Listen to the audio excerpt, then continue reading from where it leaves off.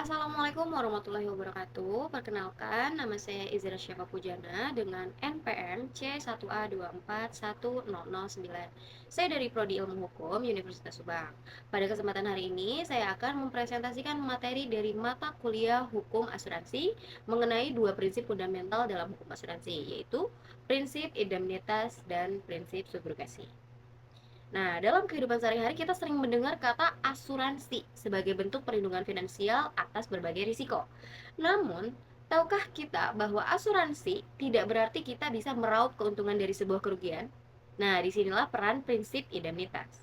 Lebih jauh lagi, ketika perusahaan asuransi telah membayar ganti rugi kepada kita, apakah hak kita untuk menuntut pihak yang menyebabkan kerugian itu hilang begitu saja?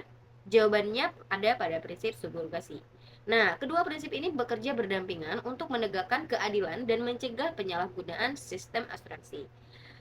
Dalam presentasi kali ini, saya akan membahas 5 poin. Yang pertama, prinsip indemnitas yang mencakup definisi, tujuan, dan dasar hukum. Yang kedua, prinsip subrogasi yang mencakup definisi, mekanisme, dan dasar hukum. Yang ketiga, hubungan antara indemnitas dan subrogasi. Yang keempat, contoh kasus nyata dan simulasi perhitungan. Yang kelima, ketentuan penting, hilangnya hak dan ex gratia. Yang pertama, prinsip indemnitas. Prinsip indemnitas adalah prinsip yang menjamin bahwa ganti rugi yang diterima oleh tertanggung tidak boleh melebihi kerugian nyata yang diderita. Dengan kata lain, asuransi ini bukan sarana mencari untung, melainkan asuransi hanya bertujuan untuk mengembalikan kondisi finansial tertanggung ke posisi semula sebelum kerugian tersebut terjadi, tidak lebih dan tidak kurang. Dasar hukumnya secara yuridis, prinsip indemnitas ini diatur dalam pasal 252 dan 253 KUHD. Pasal-pasal ini mengatur secara tegas batas ganti rugi dalam perjanjian asuransi, sekaligus melarang praktik asuransi rangkap atau double insurance dan over insurance yang berpotensi menjadi sarana mencari keuntungan yang tidak sah. Yang kedua, prinsip subrogasi. Secara sederhana, subrogasi berarti pergantian kedudukan, yang dimana tertanggung yang semula berhak menuntut pihak ketiga, posisinya digantikan oleh penanggung atau perusahaan asuransi setelah klaim dibayarkan. Mekanisme berjalannya ada dua tahap. Yang pertama, pihak ketiga menyebabkan kerugian kepada tertanggung. Kemudian, tertanggung mengajukan klaim ke perusahaan asuransi dan menerima pembayaran. Setelah membayar, penanggung secara otomatis mengambil alih hak untuk menuntut pihak ketiga tersebut.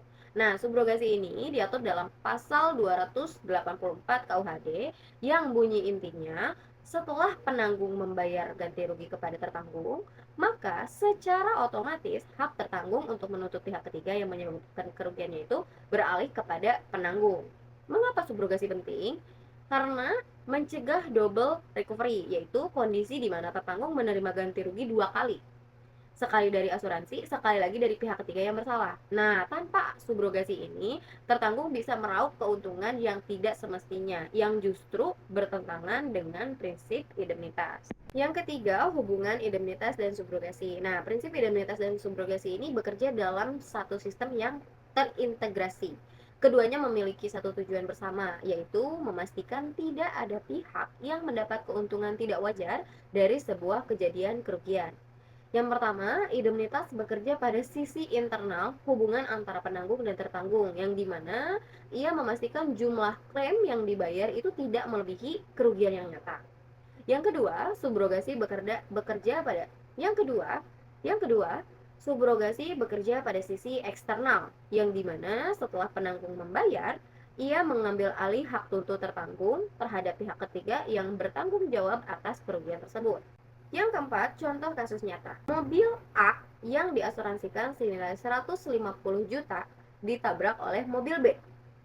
Kerugian nyata yang diderita pemilik mobil A adalah senilai 80 juta. Pemilik mobil A mengajukan klaim kepada perusahaan asuransinya. Nah, berdasarkan prinsip indemnitas, perusahaan asuransi hanya membayar sebesar 80 juta, yaitu kerugian nyata yang terbukti, bukan 150. Bukan 150 juta, karena tertanggung hanya berhak dikembalikan ke kondisi semula, tidak lebih. Nah, dalam penerapan prinsip subrogasi, setelah perusahaan asuransi membayar 80 juta kepada pemilik mobil A, secara otomatis berdasarkan pasal 284 KUHD, perusahaan asuransi mengambil alih hak tuntut pemilik mobil A terhadap pengemudi mobil B. Artinya, perusahaan asuransi kini berhak menggugat pengemudi mobil B sebesar 80 juta. Nah, dengan mekanisme ini, keadilan terjaga bagi semua pihak. Yang kelima, ketentuan penting.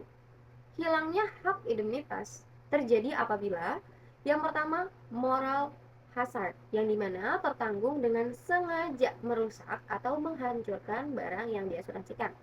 Yang kedua, pemalsuan klaim atau fraud, yang dimana tertanggung memberikan keterangan palsu atau memanipulasi besaran kerugian. Yang ketiga, pelanggaran syarat polis, yang dimana tertanggung melanggar ketentuan-ketentuan yang telah disepakati dalam polis asuransi.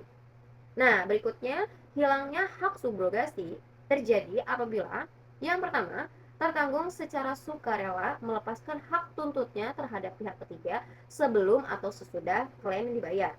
Yang kedua, polis memuat klausul waiver of subrogation yang secara eksplisit menghapuskan hak subrogasi penanggung. Yang ketiga, pihak ketiga yang menyebabkan kerugian adalah anggota keluarga tertanggung, di mana secara etis atau secara hukum tuntutan tersebut tidak dapat atau tidak wajar untuk dilaksanakan. Nah, satu lagi nih, ada satu konsep yang perlu kita bedakan dari prinsip indemnitas, yaitu prinsip ex gratia. Prinsip ex gratia adalah pembayaran sukarela yang dilakukan oleh penanggung di luar kewajiban hukumnya berdasarkan polis. Biasanya dilakukan untuk menjaga hubungan baik dengan nasabah atau atas pertimbangan kemanusiaan. Nah, yang penting untuk dipahami adalah pembayaran ex gratia ini tidak menimbulkan preseden hukum dan bukan pengakuan atas kewajiban hukum. Ini berbeda secara fundamental dengan ganti rugi berdasarkan prinsip indemnitas yang dimana merupakan kewajiban hukum atas kerugian yang telah terbukti. Kesimpulan, yang pertama prinsip indemnitas yang dimana memastikan bahwa ganti rugi yang diterima oleh tertanggung selalu setara dengan kerugian nyata, tidak boleh lebih dan tidak boleh kurang. Ini landasan keadilan dalam sistem asuransi modern. Dasar hukumnya ada pada pasal 252 hingga 253 KUHD. Yang kedua, prinsip subrogasi yang dimana memastikan bahwa setelah penanggung membayar klaim, ia mengambil alih hak tuntut tertanggung terhadap pihak ketiga yang bersalah. Ini mencegah double recovery dan memastikan pihak yang bertanggung jawab atas menanggung konsekuensi hukumnya.